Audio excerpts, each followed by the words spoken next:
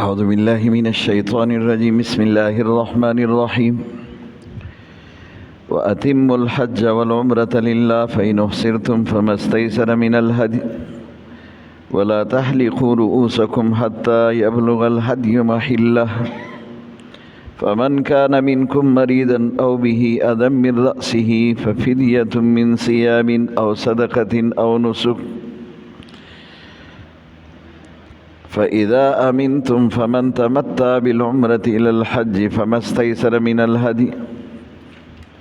فمن لم يجد فصيام 3 أيام في الحج و7 إذا رجعتم تلك 10 كاملة ذلك لمن لم يكن أهله حاضر المسجد الحرام واتقوا الله واعلموا أن الله شديد العقاب۔ اس کا تفصیل تو کل بیان ہوا درس میں، ترجمہ سن لیجئے، اس میں بھی حج کے اقسام اور خاص طور پر حج اور عمرے میں دونوں کے لیے الگ الگ احرام اور پھر وہاں رکاوٹ بننے پر قربانی کا ذکر ہے۔ وَأَتِمُّوا الْحَجَّ وَالْعُمْرَةَ لِلَّهِ، حج اور عمرہ اللہ کے لیے پورا کرو۔ فَإِنْ أُحْصِرْتُمْ، اگر کسی نے آپ کو روک لیا، آپ بند ہو گئے، فَمَا اسْتَيْسَرَ مِنَ الْهَدْيِ، قربانی سے اپنے آپ کو حلال کر کے واپس آ جاؤ۔ قربانی کیسے ہوگی؟ فَمَا اسْتَيْسَرَ مِنَ الْهَدْيِ، جو قربانی میسر ہو بس وہ قربانی کر کے واپس آ جاؤ۔ وَلَا تَحْلِقُوا رُؤُوسَكُمْ حَتَّى يَبْلُغَ الْهَدْيُ مَحِلَّهُ، اس میں سر نہ منڈاؤ جب تک کہ آپ کی قربانی وہ اپنی جگہ پر نہ پہنچے، یعنی حرم کے حدود حرم میں وہاں اپنے مقام تک نہ پہنچے تو اس وقت تک آپ سر نہ منڈائے۔ آپ کی قربانی قربانگاہ تک پہنچ گئی تو پھر آپ سر منڈائے۔ قربانی اس کے لیے حدود مقرر ہے، اور جب تک وہاں قربانی نہ پہنچے، قربانی کا جانور، قربانی سے مراد قربانی کا وہ جانور ہے۔ جب رسول اللہ صلی اللہ علیہ وسلم اور صحابہ کو روکا گیا تو حضور صلی اللہ علیہ وسلم نے جانور ان کے حوالے کر دیے کہ ہمارے جانور کو قربانگاہ تک، وہاں قربانی کی جگہ تک لے جائے، اور پھر اس کے بعد سر منڈائے۔ اب اگر کوئی آدمی ایسا ہے کہ مریض ہے، جس کا ذکر کل ہوا، اس کے سر میں تکلیف ہے، جوئے پڑ جاتے ہیں یا کوئی اور تکلیف ہے، دانے پڑ گئے، یا جو ہے اسی طرح سر کی کوئی بیماری ہے چمڑی کی جس کی وجہ سے ان کو تکلیف ہو رہی ہے، جب تک کہ بال کم نہ کر دے یا سر نہ منڈائے، تو اس کا ذکر ہے فَمَنْ كَانَ مِنْكُمْ مَرِيضًا أَوْ بِهِ أَذًى مِّن رَأْسِهِ، اگر کوئی بیمار ہو یا اس کے سر کی تکلیف ہو، سر میں اس کی کوئی تکلیف ہے، فَفِدْيَةٌ مِّن صِيَامٍ، اس کا فدیہ یہ ہے کہ یا تو روزے رکھے، او صدقہ یا پھر صدقہ دے دے، او نسک یا پھر قربانی کرے۔ یہ 3 قسم کا فدیہ ہے، روزہ، صدقہ اور قربانی، اور اس کا ذکر نہیں ہے کہ روزے کتنے ہیں، صدقہ کتنا دینا پڑے گا، اور نسک قربانی کیسے کرنی پڑے گی۔ لیکن علماء نے لکھا ہے کہ اس وقت جن کے ساتھ اسی طرح کے معاملات پیش آئے تو انہوں نے جو روزے رکھے تھے وہ 3 روزے، اور 6 مسکینوں کو کھانا کھلایا گیا. جنہوں نے کھانا دیا تو صدقہ کیا تو 6 مسکینوں کو، اور 1 مسکین کا کھانا وہ 2.25 سیر گندم کا ایک وقت کا کھانا ہوتا ہے، اسی حساب سے 6 مسکینوں میں تقسیم کر دے. اور روزے جو اس وقت رکھے گئے تو 3 روزے رکھے گئے تھے، تو 3 روزے ہی گویا کہ اس کا فدیہ ہے. اور نسک قربانی بکری سے لے کر اونٹ تک قربانی ہے، تو آپ جو بھی قربانی میسر اور جتنا آسان ہو کر سکتے ہیں. فَإِذَا أَمِنْتُمْ، جب آپ معنی یہ کہ امن پر ہو جائے، معنی یہ کہ جب یہ آپ کے لیے یہ سہولت میسر ہو. فَمَن تَمَتَّعَ بِالْعُمْرَةِ إِلَى الْحَجِّ، اور جس نے عمرے کے ذریعے حج کے لیے فائدہ حاصل کیا. میں نے آپ کو کہا تھا کہ عمرے کا طواف، عمرے کا احرام باندھا اور پھر جا کے جو ہے وہ عمرہ کر کے حلال ہو گیا، اور اس کے بعد حرم کے اندر سے ہی 8 ذی الحج کو احرام باندھ کر حج کے لیے روانہ ہوا. تو یہ کہتے ہیں کہ ایسے آدمی جو کہ حج تمتع کرے، وہ عمرے کے لیے احرام باندھے اور پھر عمرے کا ہی نیت کرے، وہاں جا کر عمرہ ختم ہو تو پھر حلال ہو جائے، سر منڈائے، پھر اس کے بعد جیسے ہی ایام حج میں وہ حج کے ایام شروع ہو جاتے تو پھر اس میں کیا کرے، احرام باندھ کر حج کے لیے. اور یہ حرم کے اندر سے ہی باندھ سکتے ہیں، پھر جو ہے یہ احرام کوئی میقات سے نہیں باندھنا پڑے گا، حرم کے اندر سے احرام باندھ کر حج کے لیے پھر تشریف لے جائے. اس کو حج تمتع کہتے ہیں. فمن تمتع بالعمرۃ الی الحج فما استیسر من الہدی، اس میں قربانی کا کیا حکم ہے؟ جو میسر ہو. آپ گائے، بکری، بیل ہر قسم کی قربانی کر سکتے ہیں. فمن لم یجد، ایک آدمی ایسے قربانی تلاش کرے لیکن قربانی نہ ملے، کیونکہ بہت سارے لوگ ہوتے ہیں وہاں پر، تو قربانی اگر آپ کو نہ ملا، پہلے زمانے میں ایسا ہوتا تھا، اب تو حج کے آپ کے باقاعدہ پیسوں میں قربانی کا ہی جو ہے وہ پیسے وہ کاٹ دیتے اور پھر اس کے لیے انتظام کر لیتے. آپ کو پتہ ہی نہیں ہوتا کہ آپ کی قربانی کہاں پر ہے اور کیسے ہو گیا، لیکن آپ کی اجازت سے اس میں قربانی ہو جاتی ہے. اگر قربانی نہ ملا پھر کیا حکم ہے؟ فمن لم یجد فصیام 3 ایام فی الحج، اس کے 10 روزے ہیں. 3 روزے وہاں ایام حج میں کر لے پورا، اور 7 اذا رجعتم، 7 روزے جب تک آپ واپس آئیں گے اپنے مقام پر تو 7 روزے یہاں رکھ لے. 3 روزے وہاں پر ہو گئے، 7 یہاں، 10 روزے ہو گئے. تلک عشرۃ کاملہ، یہ پورا 10 روزے ہیں. ذالک لمن لم یکن اہلہ حاضر المسجد الحرام، یہ تو ان کے لیے جو مسافر و باہر سے آئے ہو، جن کا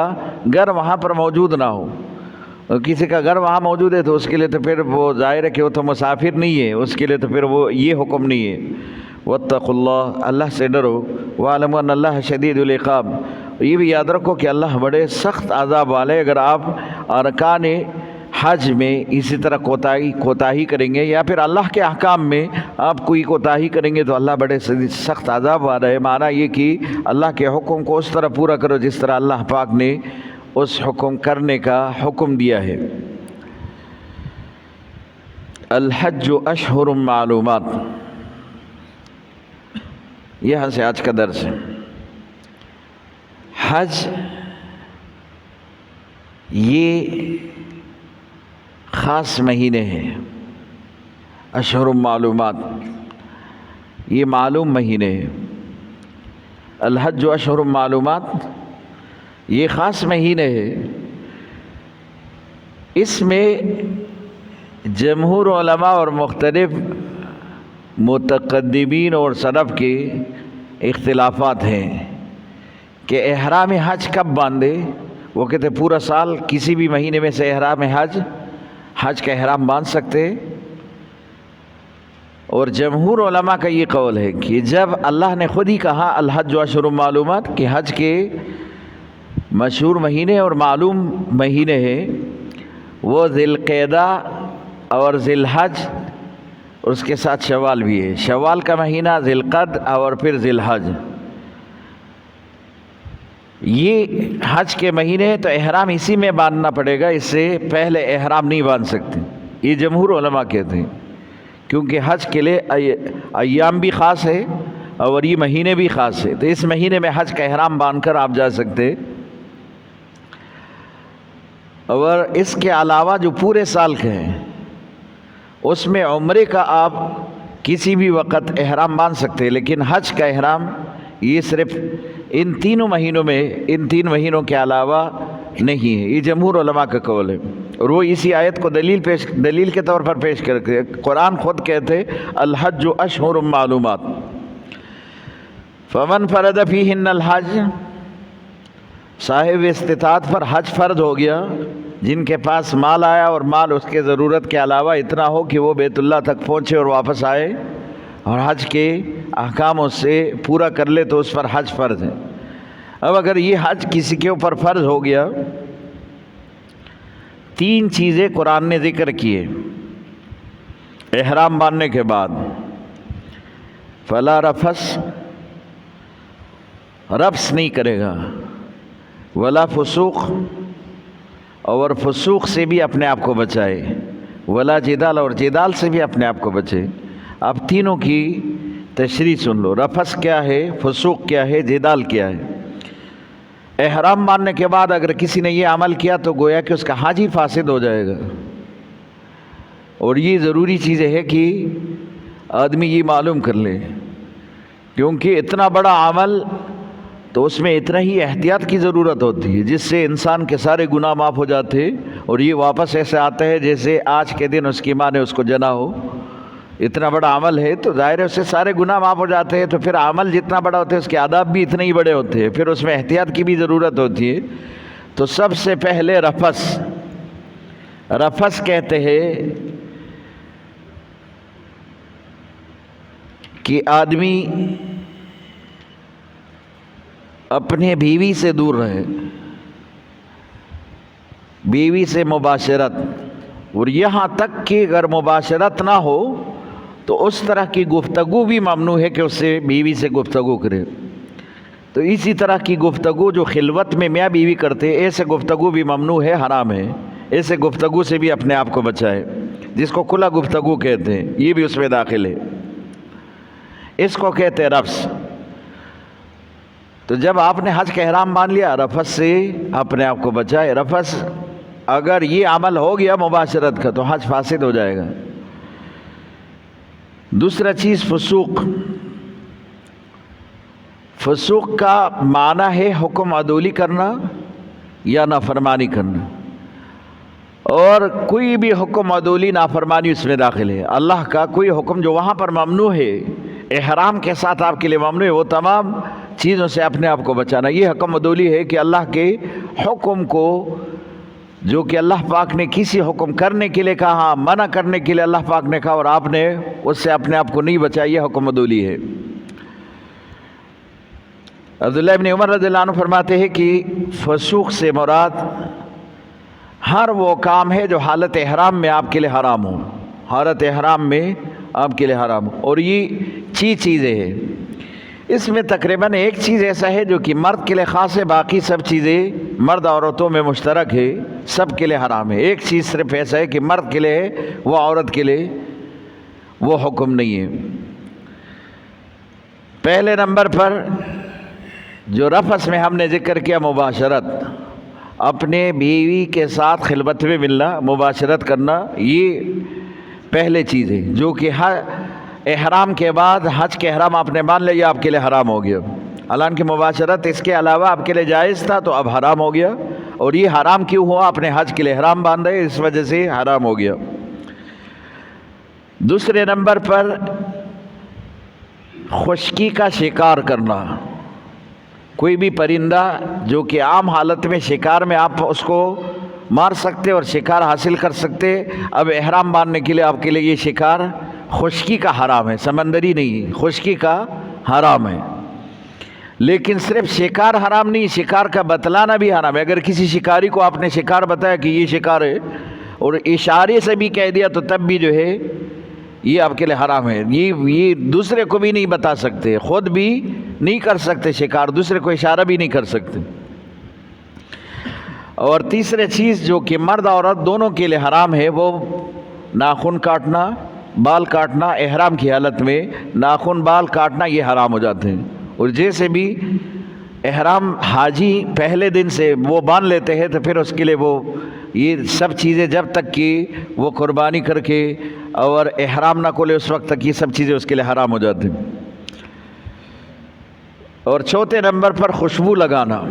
احرام کے ساتھ حاجی کے لیے پھر خوشبو لگانا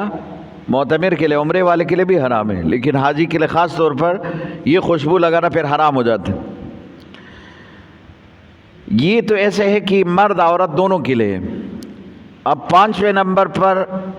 جو مرد کے لیے حرام ہے عورت کے لیے نہیں حرام، وہ سلے ہوئے کپڑے ہیں، کہ مرد کے لیے سلے ہوئے کپڑے پہننا یہ حرام ہے۔ مطلب یہ کہ احرام سلا ہوا نہیں ہوتا، وہ تو صرف دو چادر ہوتے، ایک نیچے ایک اوپر، اس میں بھی بعض لوگ جو ہے اس کو باقاعدہ جو ہے سلائی کر کے اس میں جو ہے وہ ناڑا وغیرہ ڈالتے ہیں۔ وہاں پر جو حضرات گئے انہوں نے دیکھا ہوگا، یہ ہمارے مسلک کے مطابق نہیں ہے، تو یہ چیزیں ہمارے مسلک میں حرام ہیں کہ سلے ہوئے کپڑے نہیں پہن سکتے۔ تو احرام کو بھی اگر کسی نے اسی طرح اس میں ناڑی کی جگہ بنایا اور سلائی کی ہے تو وہ بھی اس کے لیے حرام ہے۔ ہاں سوائے اس کے کہ احرام کے اوپر جو آپ صرف سامان رکھنے کے لیے، پاسپورٹ وغیرہ ان چیزوں کے رکھنے کے لیے وہ جو پرس آپ استعمال کرتے ہیں وہ سلا ہوا ہوتا ہے، اور اس کا جو ہے وہ پٹا احرام باندھنے کے لیے بھی کام آتا ہے، اور اوپر سے جو ہے وہ جیب اس میں بنا ہوتا ہے جس میں آپ سامان رکھ سکتے ہیں، وہ تو ایک ضرورت ہے، وہ اوپر جو ہے آپ احرام کا حصہ نہیں ہے، کپڑوں کا حصہ نہیں ہے۔ اور چھٹے نمبر پر یہ پانچواں چیز ایسے ہی مردوں کے ساتھ خاص ہے، جبکہ عورت کے لیے اس سے پہلے وہ چار چیزیں مرد عورت دونوں میں جو ہے مجتمع ہو رہے، دونوں میں مشترک ہے۔ اور چھٹے نمبر پر سر اور چہرے کو ڈھانکنا یہ حرام ہے، نہ سر پہ کوئی چیز رکھ سکتے اور نہ چہرے کو آپ ڈھانپ سکتے۔ اب اس میں مرد اور عورت دونوں مشترک ہے، لیکن عورت کے لیے خاص طور پر ایک ہے کہ وہ اپنے سر کے بالوں کو ڈھانک سکتے، صرف چہرے کو نہیں ڈھانک سکتی۔ عورت چہرہ بھی اسی طرح کھلا رکھے، اور مرد اپنے سر کو بالکل کھلا رکھے اور چہرہ بھی کھلا رکھے، چہرہ اور سر دونوں جو ہے اس کے کھلے، اس پر کوئی کپڑا کوئی چیز رومال وغیرہ نہیں ڈال سکتے، حالت احرام میں یہ نہیں کر سکتے۔ اب یہ دیکھو آپ نے یہ تینوں چیزیں رفث، فسوق اور جدال ترتیب سے سن لیا، اور پھر آپ نے سمجھ بھی لیا کہ تینوں کیا کیا چیزیں الگ الگ چیزیں ہیں، اور یہ قرآن نے اسے ترتیب سے کیوں ذکر کیا، وہاں پر اس کی ضرورت پڑتی، تو اتنا بڑا اجتماع ہوتا ہے حج کا، اس میں مرد اور عورت دونوں مشترک ہے، ہر جگہ پر اعمال میں مشترک ہے، یہاں مینا میں بھی، عرفات میں بھی، اور یہاں احرام میں، حالت احرام میں یہ آپ سعی کرتے اس میں بھی، طواف میں بھی، سب مرد عورت ایک ساتھ ہے۔ ایک ساتھ مرد اور عورت کا ہونا اپنی نظر کی بھی حفاظت کرنا، اپنے آپ کو گناہ سے بھی بچانا، شیطان کے خیالات آ جائے تو اس سے بھی اپنے آپ کو بچانا، اس لیے رفث کا لفظ کہہ کر کہ پہلی چیز تو یہ ہے کہ احرام باندھے تو آپ اپنے آپ کو اس چیز سے بچائیں کہ کوئی خلوت، کوئی مباشرت، کوئی اسی طرح کا جو ہے آپ سوچے ہی نہ اس میں۔ اور پھر جب اتنا بڑا اجتماع ہوتا ہے نا تو اس میں ظاہر ہے کہ پھر آدمی کبھی کبھار تھک جاتے، اعمال میں تو حکم عدولی بھی ہو جاتے، کوئی نافرمانی بھی ہو جاتے حکم کے اندر، تو اس لیے کہا کہ لا فسوق بھی نہ کرے، اور پھر ترتیب سے کہا کہ جدال، اتنے بڑے مجمع میں جب آدمی اتنے لوگوں کے ساتھ اعمال کرتے، گرمی بھی ہوتی ہے، اور پھر جو ہے اسی طرح کے اعمال بھی پورا کرنا، اور پھر اتنے مجمع میں کرنا، تو اس میں ایک دوسرے کے ساتھ کبھی کبھار بحث بھی چڑھ جاتے ہیں، اور اس میں آدمی جھگڑے پر اتر آتے ہیں، اور اسی طرح کا جھگڑا بھی آپ کے اس عمل کو خراب کر دیتا ہے، فاسد کر دیتا ہے، اس لیے یہ کہا کہ جدال بھی نہ ہو، فسوق بھی نہ ہو، یہ سب چیزیں۔ الحج اشہر معلومات، حج کے خاص معلوم مہینے ہیں، اور پھر فمن فرض فیہن الحج، لیکن حج تو ہر کسی کے اوپر فرض نہیں ہے، جس پر فرض ہوا فلا رفث ولا فسوق، رفث سے اپنے آپ کو بچائے، معنی عورت کے ملاپ سے اپنے آپ کو بچائے، ولا فسوق خدا کی نافرمانی سے اپنے آپ کو بچائے، ولا جدال جھگڑے سے اپنے آپ کو بچائے، فی الحج حج میں اگر یہ کام کیے تو پھر آپ کا حج فاسد ہو جائے گا۔ وما تفعلوا من خیر یعلمہ اللہ، کوئی بھی نیکی کا کام آپ کریں گے تو اللہ کو تو معلوم ہے کہ آپ نیکی کا کام کرتے ہیں۔ وتزودوا، اور حج کے لیے اپنے پاس زاد راہ رکھ، وہ سامان جو کہ آپ کی ضرورت کا ہو وہ اپنے پاس رکھ۔ فإن خیر زاد التقوی، بہترین توشہ تو تقوی ہے۔ اگر یہ نہ رکھ کے آدمی جائے تو پھر حرام میں مبتلا ہو سکتے۔ عبداللہ ابن عباس رضی اللہ عنہ فرماتے ہیں کہ بہت سارے لوگ ایسے ہوتے تھے کہ حج کے ایام میں اس چیز کا خیال نہیں رکھتے کہ سفر میں کون کون سی چیزیں جو ہے اس کی ضرورت کی ہے، اور وہاں پر پھر سوال کرنے میں، اسی طرح لوگوں سے مانگنے میں مبتلا ہو جاتے ہیں۔ واتقون یا اولی الالباب، اللہ سے ڈرو اے عقل والو۔ لیس علیکم جناح ان تبتغوا فضلا من ربکم،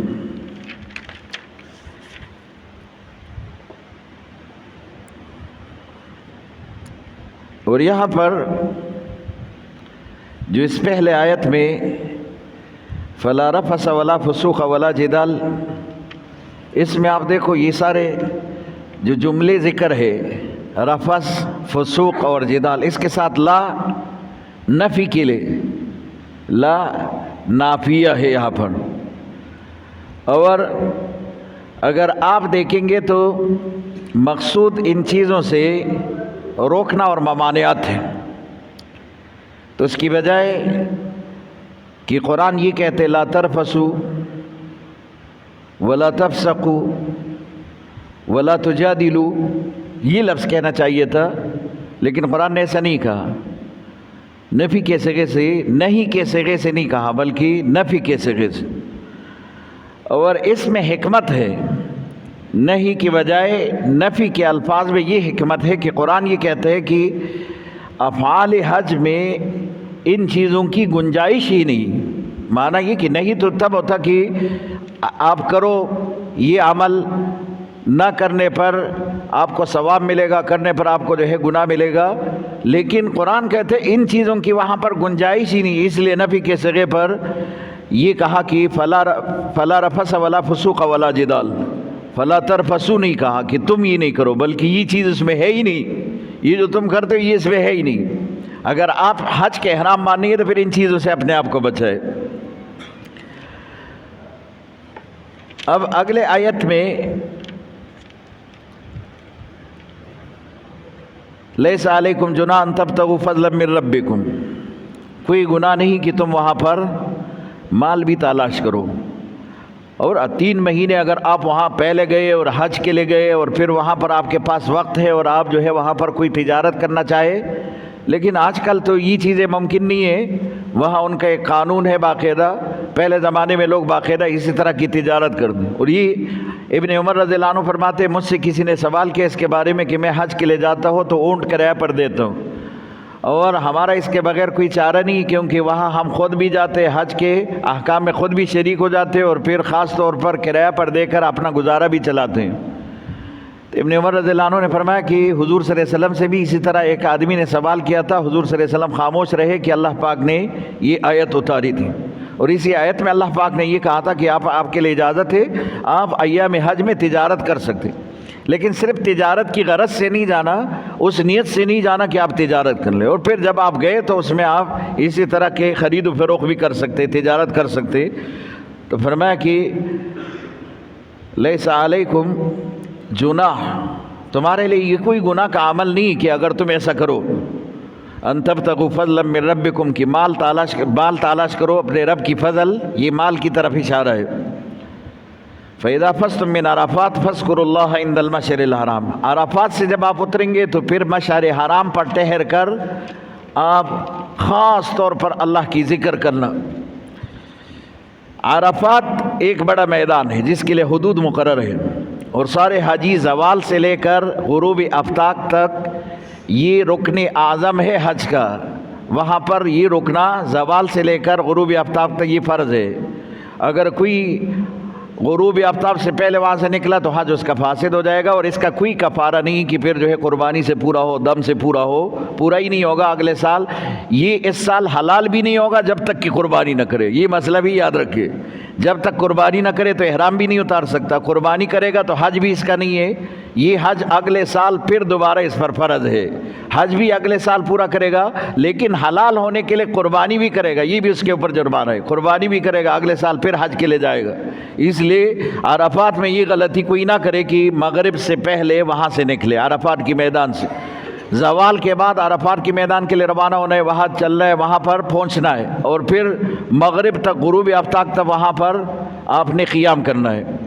اور وہاں سے پھر آپ جب نکلیں گے تو مشعر حرام، یہ وہ جگہ ہے جو کہ مزدلفہ کے حدود میں ہے۔ مزدلفہ ایک الگ جگہ ہے، ابھی رات میں آپ نے تو مزدلفہ میں آنا ہے۔ مزدلفہ کی میدان کے اندر ایک پہاڑ تھا، پہلے زمانے میں وہ پہاڑ ہی ختم کر دیا، وہ پہلے پہاڑ جو تھا اس کو مشعر حرام کہتے ہیں۔ مشعر حرام پر ٹھہر کر وہاں پر آپ نے دو نمازیں ایک ساتھ ادا کرنے، مغرب اور عشاء کی دو نمازیں ایک ساتھ پڑھنی ہے، اور یہ صرف ایام حج میں ہے، باقی جو ہے پھر ایک ساتھ پڑھنے کی اجازت نہیں پورا سال میں۔ ایام حج میں دو نمازیں مغرب اور عشاء کی ایک ساتھ پڑھیں گے۔ مزدلفہ کی میدان میں آپ نے رات بھی گزارنا ہے، دو نمازیں بھی ایک ساتھ پڑھنا ہے۔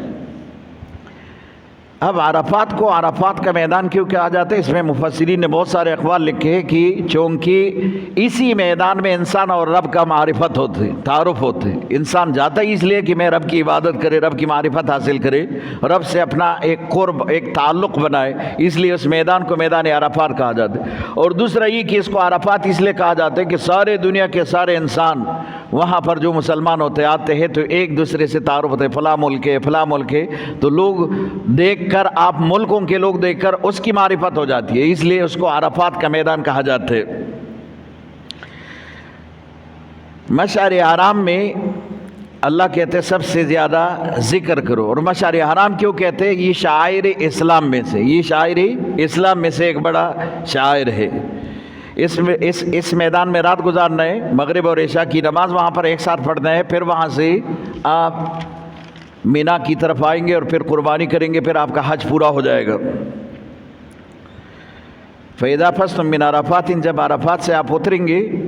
فَاذْكُرُوا اللَّهَ، کیونکہ عرفات تو اوپر اونچائی کے نام جو ہے، خاص طور پر اس پہاڑ کا نام عرفات ہے، جہاں پر میدان کے ساتھ ایک اوپر پہاڑی جیسے بنی ہوئی کافی اونچائی ہے۔ فَإِذَا فَزْتُم، جب آپ اتریں گے وہاں سے عرفات سے مزدلفے کی طرف، اور پھر مشعر حرام میں آپ رکنا، وَاذْكُرُوا كَمَا هَدَاكُمْ، جیسے اللہ نے تمہیں بتایا اسی طرح کرو۔ یہ اس لیے کما ہداکم کہا کیونکہ یہاں پر تو اللہ کی ذکر نماز ہے،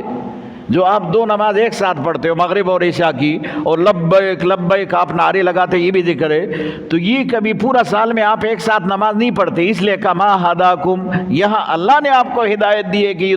دو نماز ایک ساتھ پڑھو، مغرب اور عشاء کی ایک ہی وقت میں۔ یہ نہیں کہ مغرب کا وقت اتنا تاخیر کرو کہ عشاء کا داخل ہو جائے پھر عشاء